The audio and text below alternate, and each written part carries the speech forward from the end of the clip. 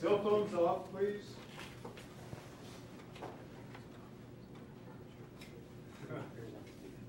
The moderator's got to turn his cell phone off. Yeah. I have a new cell phone. I think mine's off. Same with me. I bought it yesterday afternoon. I'm hoping it's off.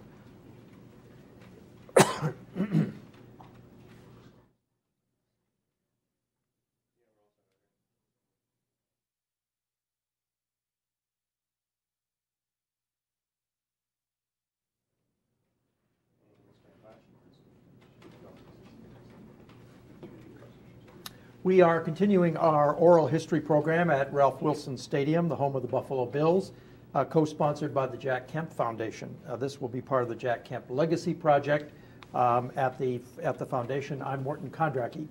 To begin, I'd like each of you to introduce yourself and just briefly explain what your connection with Jack Kemp was. Ambassador Gioia. My name is Tony Gioia. I knew Jack when he was a congressman here. I was one of his premier fundraisers and followed Jack's career through Congress and then also when he was at HUD and stayed in touch with Jack and we're kind of kindred spirits in a lot of ways. Bree? I'm Bree Shattuck. I worked for Jack in his Buffalo Congressional Office from 1974 until December of 1988 when he closed the office door for good. I was his executive assistant. I did a variety of tasks and jobs for him. George? I'm George Borelli. I'm the over-the-hill political reporter for the Buffalo News, who retired in 1992, and I covered all 9 of Jack's campaigns for the House. And I'm Ed Rutkowski, and I was Jack's former teammate with the Buffalo Bills, and I was his district representative from 1970 to 1978, and good friend and looked upon Jack as an older brother. Let me start out by just throwing a general question to each one of you. Ed first. What words come to mind when you think about what kind of a congressman Jack Kemp was? I'll tell you a little story that he told me, which was reminiscent of what I think he represented. He once told me a story about the Duke of Mantua, and the Duke was noted for his leadership ability. And they once found the Duke and they asked him, what is the most important quality in a leader?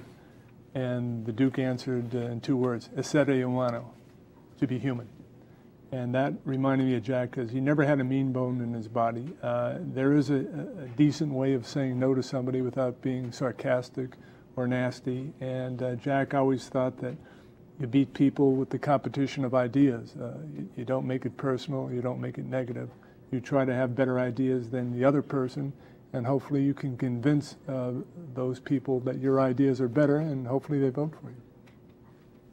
George? Jack was very passionate, and I was always impressed by the fact that he was a jock, a physical education major at Occidental College in California, who pretty much on his own became an intellectual and an expert on economic affairs. That really caught my attention. All right. He was fair.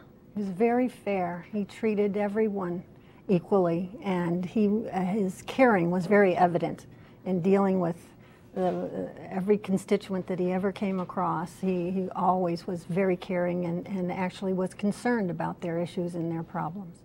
Does any particular piece of constituent service stand out in your memory? We used to have town hall meetings. We'd go out to a different town in our district, and we'd send out flyers so everybody knew he was going to be there a certain time and place, and people would just come, and no matter how many people came, he sat and he talked to everyone individually, one at a time, and some had problems that we resolved or we would follow up and resolve. Others just wanted to talk to him or let him hear their opinion on things. And it was a grueling day because we get over 100 people oftentimes, and he would just sit there and go and listen, and the first person felt his caring as much as the last person of the day. Tony? I was so impressed with Jack being always so positive, always so upbeat. And compared to the partisan politics you see today, that just wasn't Jack's style at all. He was never nasty to anybody.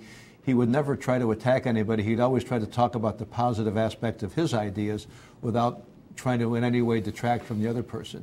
We really miss that today, and I think that in Jack's passing, I think that was brought up, and we don't have that kind of discourse anymore.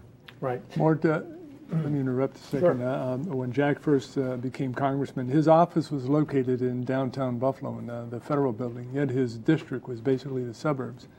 And he was very upset because when they talk to people, they'd say, you know, we don't really get into downtown Buffalo. We don't know how to park. We don't know how to get to your office. So he decided that let's go out to the people. We decided, as Marie said, to have these constituent meetings. We would send out notices in advance. We'd go to town hall, and we'd go to Williamsville and Amherst, Cheektowaga, Hamburg, and take our staff with us so that they can provide on-the-spot service to the constituents. And they loved it. And it was a good way of campaigning because someone once told us every individual can have a profound influence, negative or positive, on 20 people.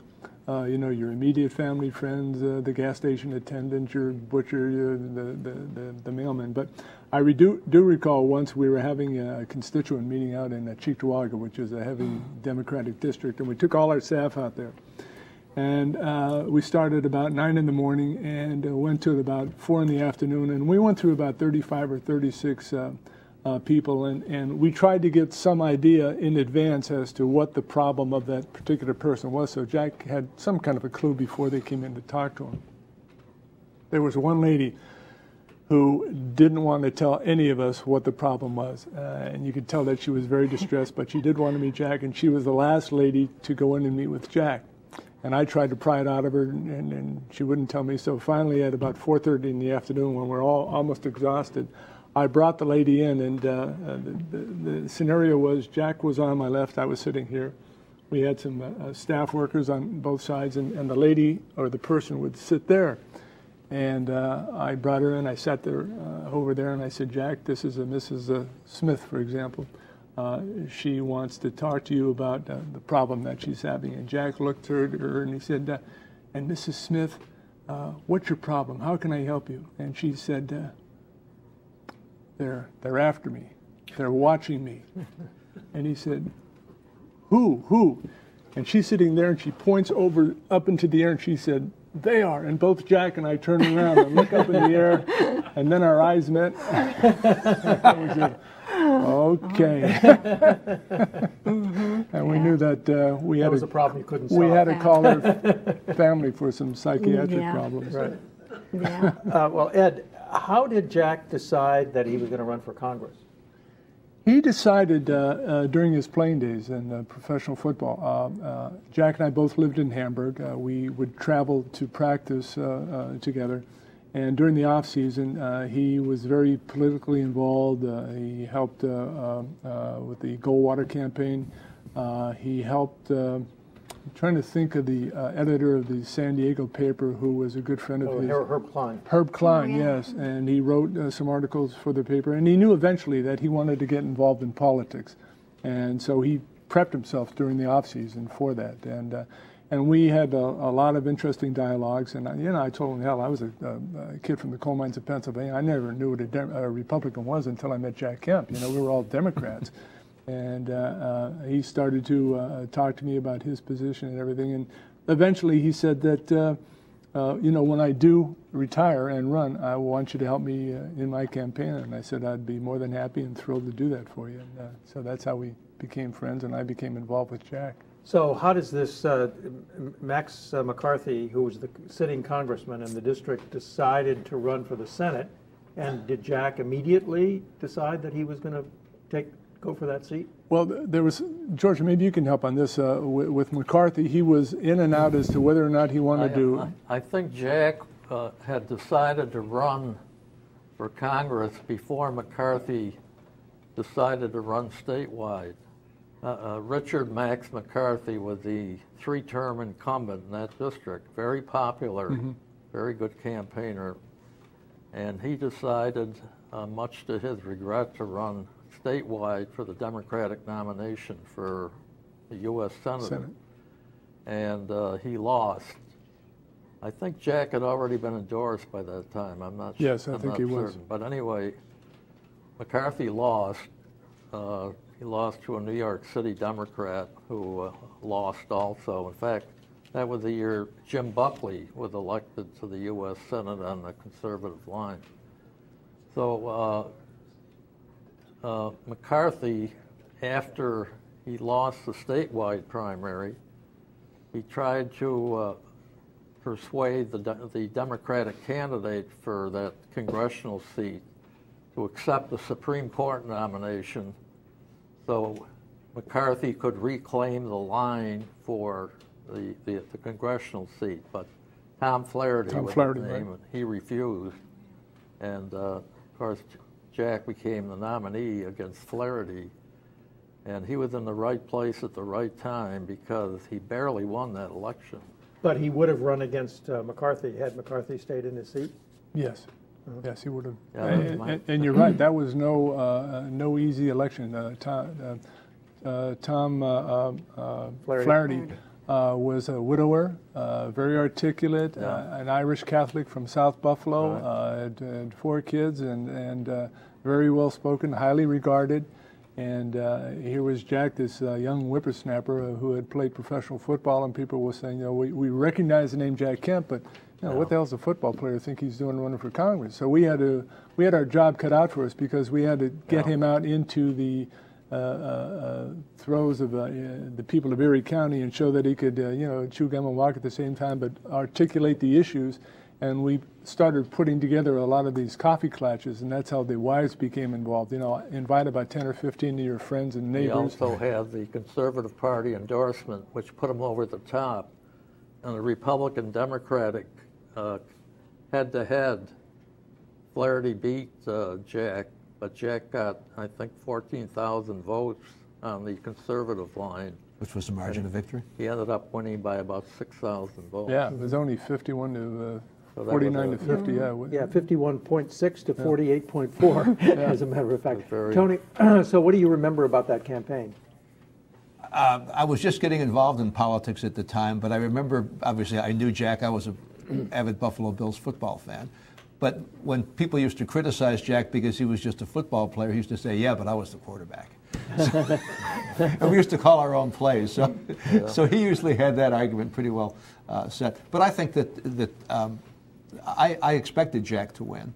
And, he had name recognition, not just locally, but certainly, on a national basis. So we expected big things from Jack when he joined Congress. And I remember I was in the pasta business at the time, and we used to have these meetings in Washington once a year. And you were allowed to invite your congressman. So I thought, what the heck, I'll invite Jack. I never expected that Jack would actually come because he was a superstar as far as I was concerned. But sure enough, Jack showed up at this luncheon, and all the other congressmen were deferring to Jack. And this was when he was relatively new in Congress, and all the other people in the pasta business were just starstruck by the fact that Jack Kemp came to this luncheon. It really made the luncheon a hit. Yeah. So that was really the beginning of my involvement with Jack on a regular basis, because he took the time to come to spend time with us at and the pasta business was not exactly the growth industry of the world at the time. Right, George. So tell me about the demography and the political character of the district. Was it a Union Democratic district? I mean, if McCarthy had it for 3 terms. Yeah, it was Democratic, but I don't think by a whole lot. McCarthy was a liberal Democrat, but he had a lot of support among moderate Republicans. That's an extinct group now, moderate Republicans, a la Nelson Rockefeller and Jake Javits. But he had a lot of support among moderate Republicans, and he had the Democratic Party, which was very powerful at the time, and most of organized labor, but not all of it. Jack made inroads with organized labor. How did Jack? Was it because he was the president of the Players Association that he could appeal to union voters? Yes, I think that was part of it. And we had a very interesting campaign strategy. Ted Dulski, who was a Democratic congressman, thought so highly of Jack, even though Jack was a Republican. He put a very nice article in the Congressional Record, and it had the Congressional seal, and it had all these nice things about Jack, what he had done in football, and also in his exploits off the field. So we took that page out of the Congressional Record, and we reprinted on the back of the page, "Can a union leader ever be elected to Congress?" And we had thousands of those, and we went down to the gates at Bethlehem Steel when they were having the shift change at 6:30 in the morning, and we passed these things out, and just drove the Democrats crazy. But they realized that we had a person of substance. And Jack's cute line when he was running, somebody said, "Well, how do you expect to get elected to Congress being a football player?" And his line was, "Well, I'm going to tell the people of Erie County if they don't elect me to Congress, I'm going to have to go back and play for the Buffalo Bills." So he said that should assure my election. There's an interesting sidelight to that labor connection with Jack Kemp. I think it was in '84 or '86 when Jack was to appear before the Erie County Republican Executive Committee to be routinely re-endorsed for re-election. And the meeting was at the Statler Hotel in downtown Buffalo, and the hotel was being picketed. Jack would not cross the picket line. So the executive committee had to move out to Delaware Avenue, a main thoroughfare downtown Buffalo, and they held an outdoor meeting and endorsed Jack. Do you remember that? Yeah. Ed, what were the issues of the campaign? What was the campaign about? It was about jobs, entrepreneurial activity, creating jobs, reducing taxes. The tax burden on the citizens of Erie County was too high, and the tax burden from the state of New York. And when you talk about labor, I remember when Reagan was running for the presidency, and we had this luncheon out in Route 5. There was a restaurant out there, and labor was going to picket it. And they had George Wessel and some of the other labor leaders across the street forming a picket line. And Ronald Reagan and Jack and I and some of his supporters were in the restaurant. And Reagan said, "Those guys, want to send them some coffee and donuts." So Jack, got coffee and donuts, and the trade took it over to them. And these guys, they just loved him for doing that. They couldn't believe that, he had that kind of a relationship with labor. But he had some pretty good labor support from some of the building tradespeople really loved Jack. Got along well with them. I recall one year, I think it was the year Jack was running for president, the president of the International Longshoreman Union came here to speak on Jack's behalf. I remember that. Yeah, I think you're right. Yeah. Yeah. I think it was out your way in Hamburg or... Yeah. So he gets elected to Congress. What were the marching orders for the district office?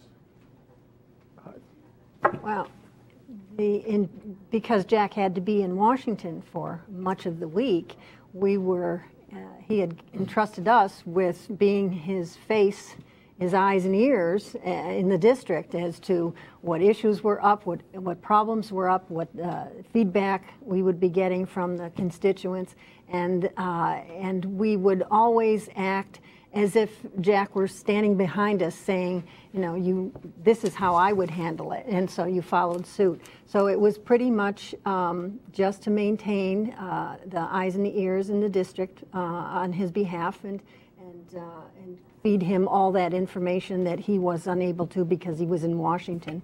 Mm-hmm. What was the connection between the district office and the Washington office? What kind of byplay was there? There was some differences because they, for the most part, the people weren't from the Buffalo area. There were some staffers that were originally, and Washington reacts a little differently to things than we do, so we would keep them grounded as to what was going on. And I'm dating myself, but this was before cell phones, and I remember getting the first fax in the fax machine because every morning we'd have to read the newspaper articles to him over the phone. And then when we got a fax machine, this was like heaven sent. We would be able to fax them because then we would have to quickly mail them off. And so he wanted to keep abreast of what was happening, and that was our purpose there as well. We had our issues at times. A couple times I couldn't get the Washington staff during the day, so the next day I'd call and say, nobody answered the phone. They said, well, it snowed here. I said, oh, really? How much? They said, ½ inch.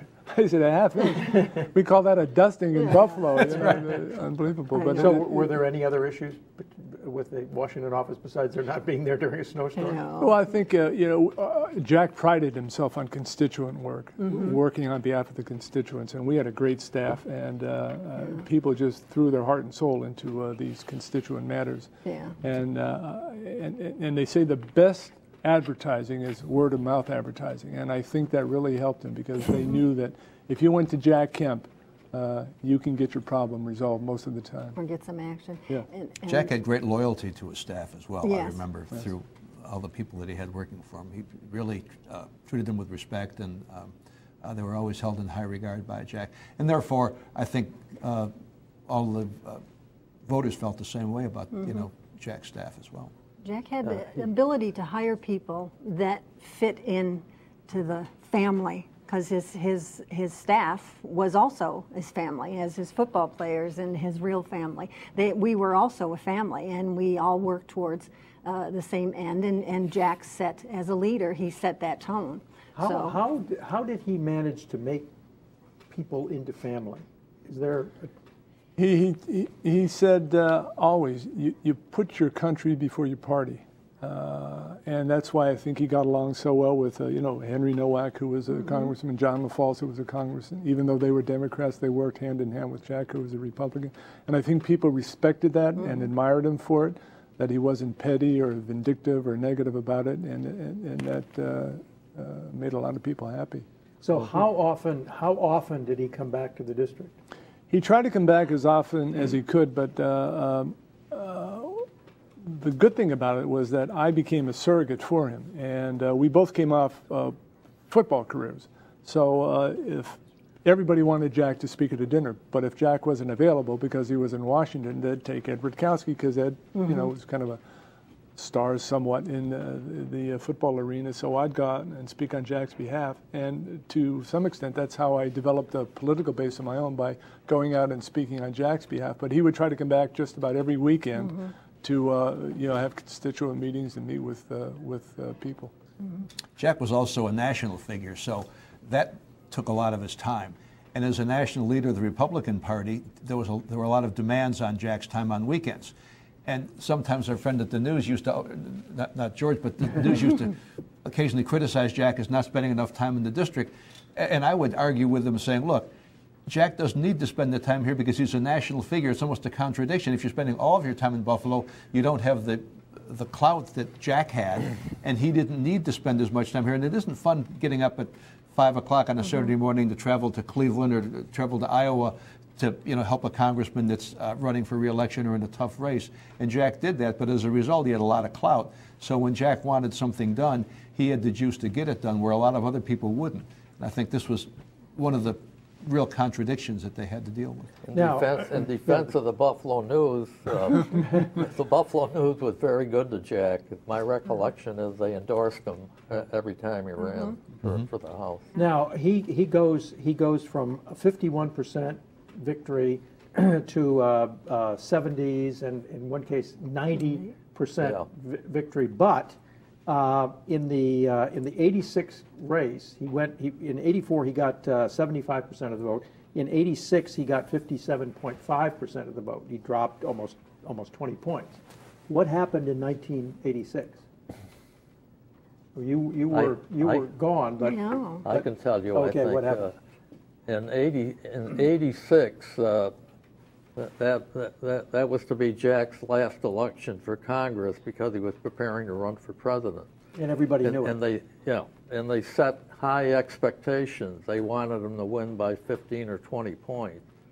Well, his Democratic opponent turned out to be a young, aggressive, well-known Democrat named James Kane, who was the majority leader of the Common Council. And he waged a very aggressive campaign but Jack won by 11 or 12 points, and a lot of politicians would give their right arm to win by 11 or 12 points. But because the expectations originally were so high, some people interpreted it as a slap at Jack. Well, did anybody in the district think that he was spending too much time away from the district and wasn't, attentive enough because he was a national pol? I think his Democratic opponent made reference to that during the campaign, but still, if you win by 10, 11, 12 points, that's not a bad victory margin.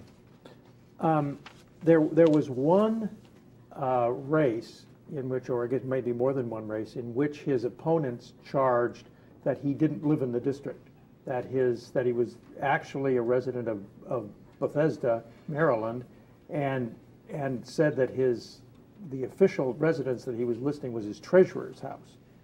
Now, was there any truth to that? I mean, did he maintain a residence here? He did have a residence in Hamburg. Mm-hmm. Yes. Yes. Mm-hmm. He always had a residence here. Okay. He was 18 years in Congress. Did his attitude, as Tony mentioned, change over time? His presence change over that period of time? Were there certain periods of different kind of activity toward the district? In the beginning, presumably, he was here every weekend. Did that change over time? Yeah, he got more passionate. Mm-hmm. I don't know at Jack's service in Washington when he passed away whether it was Jimmy or Jeff, but he got up and said, my dad's passion was passion. And I recall vividly when he came back on a weekend, he was so excited. He was in our living room standing by the fireplace. He said, Eddie, I've got this great bill that I'm going to introduce. It's called the Jobs Creation Act.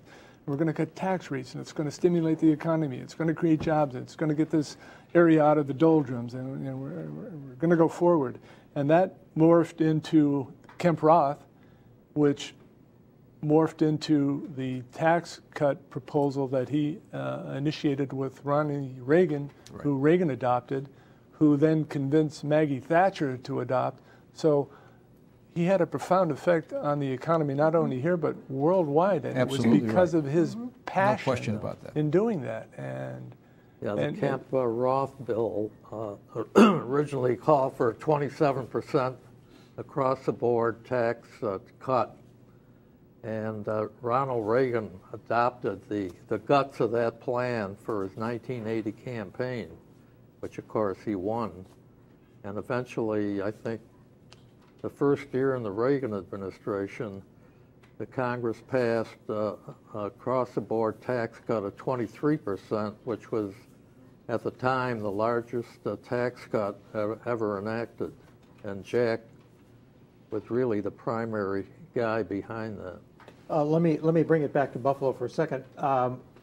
What did he do for the economy of the district and the Buffalo area? He got people thinking about how heavily they were being taxed, and his premise was, he was kind of an educator too. He based his tax cuts on what Kennedy did in the early 60s. Kennedy cut the tax rates, the economy took off, and he said, this is what my Jobs Creation Act is predicated upon. And he was a student of history, a student of economics, as George said, he taught himself well. And he said, and it drives my Democratic friends crazy because when they ask me, Kemp, you're crazy. He said, I'm not crazy. I took it from one of your guys. And they said, who? He said, President Kennedy. He said, I'm doing what your guy did. And we had a lot of fun with that. And incidentally, they had the same initials, JFK. Yeah. Right. So, but did he bring home bacon for the district? I mean, yes. A lot of earmarks, yeah. Yeah, I think that Jack was philosophically opposed to earmarks, and he said so publicly. But he said, as long as they're going to be there, I'm going to bring mine home, from my district. He said, as long as they're going to be earmarks, we're going to get them. I'm opposed to it philosophically, but if they're going to be there, I'm going to see that Western New York gets our fair share. And he did. He worked with Henry Noack and John LaFalls for the light rail rapid transit funding. Right. Rapid transit. Yeah, absolutely. Yeah, and that was which brought a lot of federal funds into Buffalo. And so he was not exactly a small government conservative.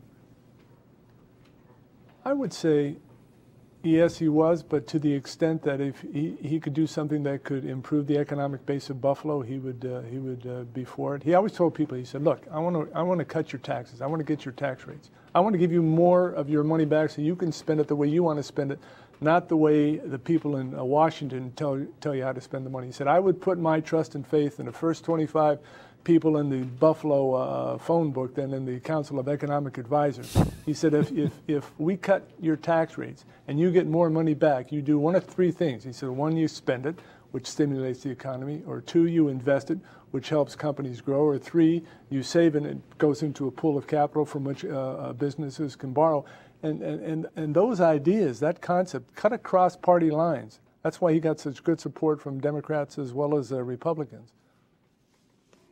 Was there ever any tension in your relationship with Jack? There's a memo in the files that's about one of the campaigns that says to avoid any further strains in the Jack-Eddie relationship, which is currently very intense. Do you remember what that was about? 74 or something? No, I don't. We always had a good relationship, and I always made sure that I treated him with the utmost respect. But if he wanted to start talking about being a buddy and football friend and stuff like that, I would then take the lead. But I always let him make the lead on that.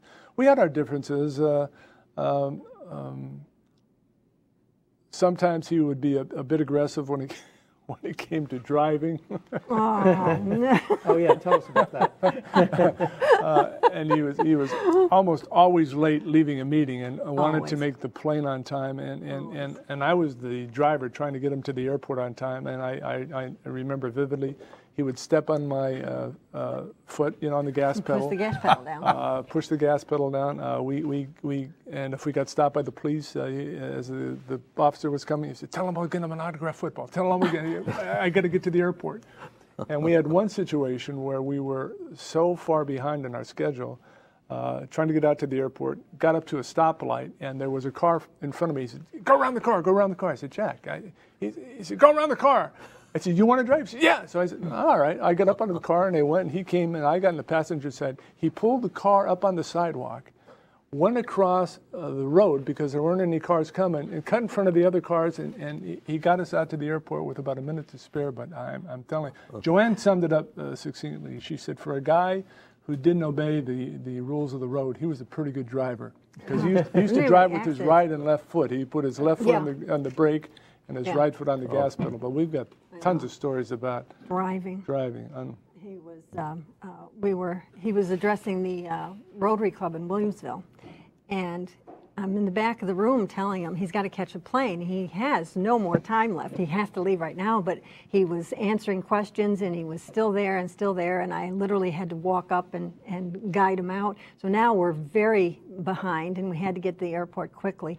And I called ahead to the airport, to the passenger service, and told him, "We're coming, don't give his seat away." But then we had Bob Blaney had an accident with the car in the parking lot. And so I was the only one that had the vehicle, and at the time I just had this little RX-7, a two-seater car. It was teeny. And so I had to take him to the airport, and he got in the car barely because he didn't fit. And we got to the first red light, and he's yelling for me to go through the red light so we could get to the airport. I said, "No, I'm not going through the red light."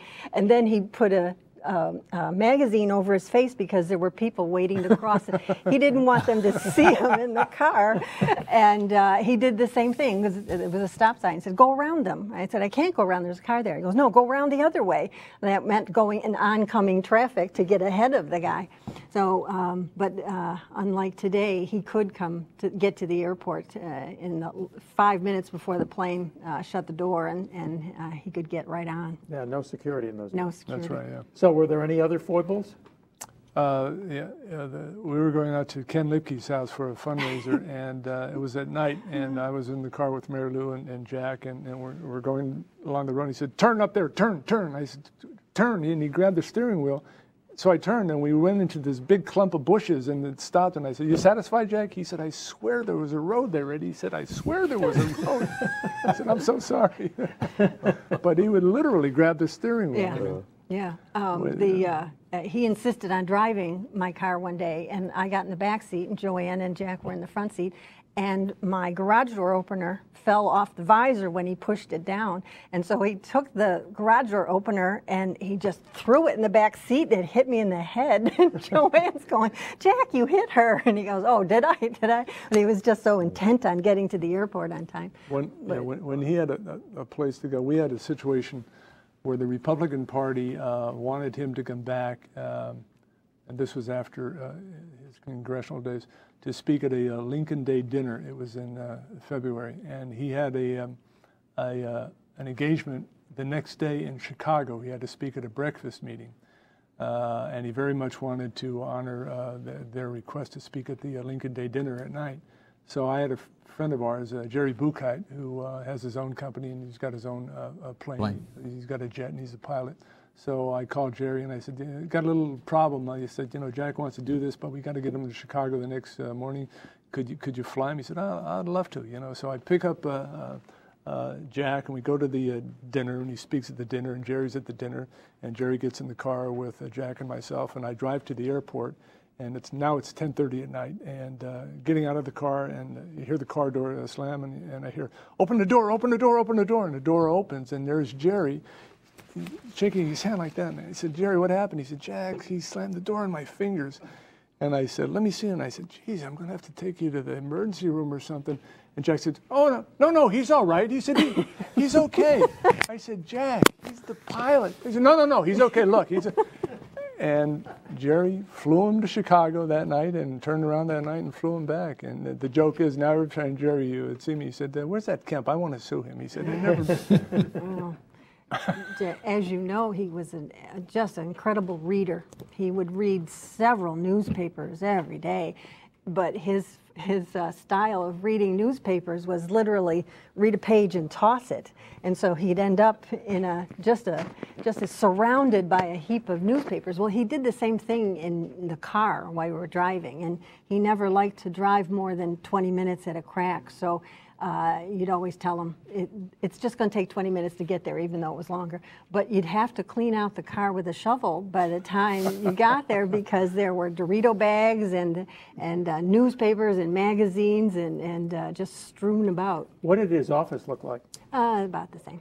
They were stacks of newspapers, and he... all over. He had an incredible memory. He would read something and retain it. It was just remarkable, amazed me. And people's names, he would remember. His memory for names was phenomenal. Oh, he just incredible. He had a photographic memory. Yeah. If he wrote it down, he could remember it. And he had three elements of things. The most important stuff he put in his vest pocket, and then the other stuff in his two pockets, and then he had a folder, and I can't tell you how many times he lost the folder, but he would always pull out the vest pocket stuff first, and then give it to us, and follow up and this and follow up and that, and here this, or give you a napkin with somebody's name and a phone number scribbled on it. So I'll tell you one quick story. There was one time when Jack was speaking at the Naval Academy to the entire Corps of Midshipmen, so it was like 4,000. And he brought Joanne, and Judith was with him. Judith was a teenager. She's a very beautiful girl, blonde girl. So they're on the stage, and this was the only time I saw Jack blush, was when he introduced Judith. All of the young midshipmen started whistling, and Jack didn't know what to say. He was speechless, and his cheeks got very red. But there were microphones in each of the aisles so that the cadets could come down and ask Jack a question. And was one cadet asked him about a Department of Defense report and something specific in that report, and Jack answered him. And afterward, I was talking to the staff person who worked defense, and she said, I can't believe he knew the answer to that, because I handed him that report, and he just literally paged it and never touched it again. But he retained what he had written. Why did he not run in 1980 for the U.S. Senate, Ed? I think as I said before, Jack's passion was passion, and not only for the Senate, but we tried to get him to run for governor. Right. What year was that? Too many concussions one night. But one of the problems was that he was so committed to the cause, the tax cut cause, that he felt that if he left the halls of Congress for any other position, that nobody would be able to fill that vacuum the way he filled it. And I think he proved himself right, that, went from the Jobs Creation Act to Kemp Roth to the Reagan tax cuts, and he just didn't feel that there was anybody who was as committed or as passionate about that cause that he was. There's a lot of talk about the Reagan Revolution, obviously, but Jack Kemp provided the ammunition for the Reagan Revolution. Clearly, I don't think Jack gets nearly enough credit for that. I mean, you hear it talked about sometime, but not as often as it should be. I mean, Ronald Reagan adapted Jack Kemp's ideas, and they became very, very successful, and that led to the Reagan Revolution. But he conceivably could have done it from the Senate if he'd run against Jacob Javits, who, after all, had been diagnosed with ALS and Right. was, not going to make it through his next term. So the seat was available. Why didn't he run, do you think? I think he was too politically astute. Jack was an upstater, not that well known in New York City, and the overlay was about, at that time, 3-2 Democratic, and statewide Democratic politics can be pretty vicious at times. And I think he made the right decision by not running statewide. I think But he had that a was lot the of year that respect for Eldorado won, though, so Yeah, the Republican did yes. win. Yeah. Yeah, but he was from Long Island. But Jack- do you Jack think was an could Jack have beaten Alphonse D'Amato in the primary? Possibly, but D'Amato was a New York City area guy and very much better known than Jack was in the metropolitan area. Mm-hmm. Upstaters don't get too much attention in New York City. So what happened? How did he decide to run for president in '88? What you must have been there, Ed, during the thought process. He decides not to continue being a congressman. He decides that he's going to run for president. What? Well, it wasn't me or anybody locally prodding him to do that. I think he had a lot of national support, and people thought that he was ready for that kind of a stage. And they For quite some time, too. This wasn't just some whim at the moment. I mean, we all knew that if not Jack, certainly his supporters were pushing him in that direction for years. He would have these parties with bringing national people in to go to the Super Bowl games. That we had people from all over the country who were Jack supporters, who really admired Jack, what he had done. So this was going on for a long time. So it was not a surprise. Were you involved in the national Yes. fundraising effort Yes. for '88? Yes. In fact, I hosted the dinner we had that announced it at the old Executive Hotel. Remember the 727 came in and Newt Gingrich was on the plane, among others. And I sat right next to Lou Sabin, between Lou Sabin, I think, and Jack. And so that was a great time. And why do you think he didn't do better in '88 than he did?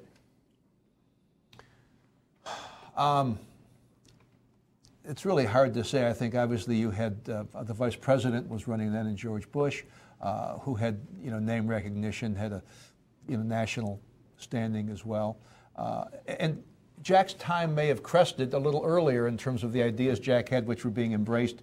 And there's a timing thing here, I think, on all political candidates, that everything is the right time. Ronald Reagan may not have done as well 4 years later or 4 years earlier.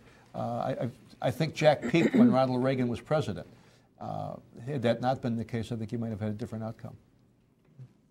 Do you have any theories about why he didn't do better? In '88? Yeah. Bush, having been vice president under Reagan for 8 years, had a distinct advantage in that campaign. And I think they were able to raise huge amounts of money compared to what Jack was able to raise. And it was too much of a handicap for Jack to overcome.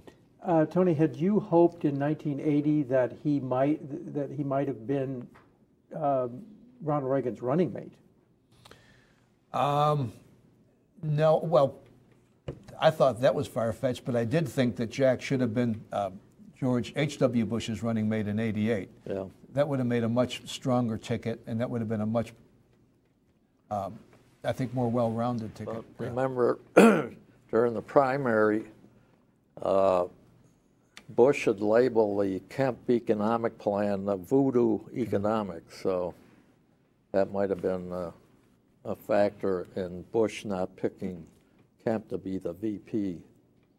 But Jack was always such a positive guy. I don't think anybody who maybe have disagreed with him philosophically felt bitter towards Jack. Jack certainly didn't feel bitter towards them. It's not the same kind of discourse we have today. And that's the humorous thing about it when they accused him of voodoo economics. He said, well, if I'm promoting voodoo economics, I'm the chief witch doctor. Then he did become the vice presidential candidate under Bob Dole. Were you surprised when Dole picked him? Well, we were hoping it would be Kemp Dole, the other way around. But he didn't run in '96. Why did he not run in '96? Don't know. I think for the same reason before that, he just wanted to make sure that there was no vacuum with the Reagan or the tax cut policies that he was promoting. Was he, when he was HUD secretary in between '88 and '92, did he maintain a connection with Buffalo? I mean, did Buffalo in any way benefit from his being HUD secretary? He was a national figure at that point. So he came back to Buffalo as HUD secretary, and but I don't believe that he did anything specific just because it was Buffalo. But it was never out of his mind that this was his second home. And but he did things for the entire country, and he was faced with a lot of difficulties right in the beginning of his term because he had to deal with some things that had happened in the previous administration that he needed to get taken care of before he could go forward with his ideas in the housing field. Okay, summing up now, let me just ask each one of you, how do you think Jack Kemp should be remembered in history? Well, as a very passionate man who will climb or educated himself from a degree in physical education to one of the leading experts on economics, and his passion was unrivaled. Tony? Yeah, I think his passion was unrivaled. His civility was also unrivaled. And I think the contributions that Jack made to the U.S. economy are tremendous. And, as time goes on, I think Jack's stature has increased tremendously because, we in Buffalo knew him, and I don't think can fully appreciate some of the national things that occurred. And, I mean, when I used to go to Britain quite a bit because we sold our company to a British firm, the Brits were just in love with Jack. Margaret Thatcher thought the world of Jack Kemp. I met her a couple of times, and when I told her I was a good friend of Jack Kemp's, she was just so impressed with Jack. I mean, he really had an international following that I think as time goes on will be remembered more and more. Ed? I think people would remember Jack not only as a passionate man, but a compassionate man. About a year and a half ago, I think it was, when Mary Lou, my wife, and I were at church on Sunday. It was the fourth Sunday of Easter, and the gospel was about the Good Shepherd. And as far as Jack Kemp was concerned, there wasn't a person who he thought was too small or too insignificant that he wouldn't try to help, and I think that's going to be his legacy. Really? He was a good man. He was a politician. He was a football player. He was a family man. His family was so important to him.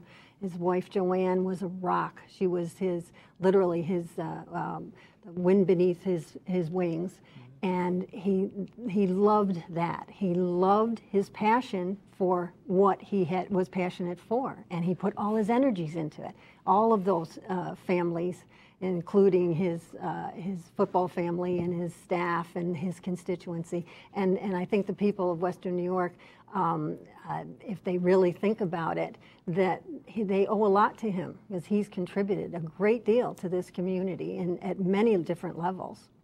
Good. One more thing, Mort. He had great hair. Both of the congressmen from that district had great hair.